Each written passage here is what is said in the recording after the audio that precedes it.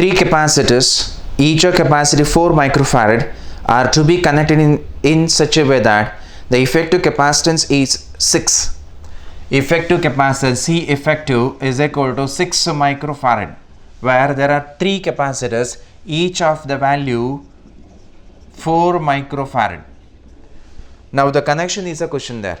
So one way you can write logically, there are 3 capacitors 4 microfarad to get the 6.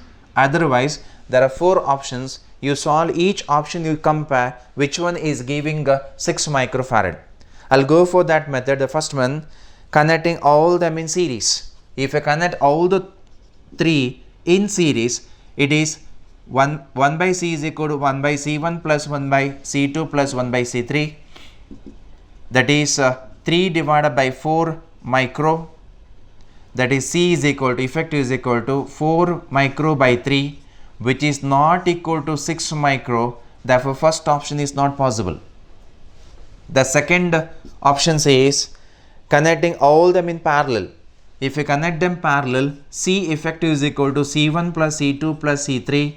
So therefore it's all the 3 are same. It's a 3 into 4 micro. It's a 12 micro, which is not equal to 6 microfarad. That is effective. Therefore second one is not possible. The third option says connecting 2 in series and other in parallel. Connecting 2 in series and other in parallel. Other in parallel. Now if you calculate the effective, that these 2 are in series, effective becomes, it is a C1 C2 divided by C1 plus C2. That is effective of these 2 in series, parallel with the one more plus C3. That is C1 C2 is a 4 into 4, 16 divided by 8.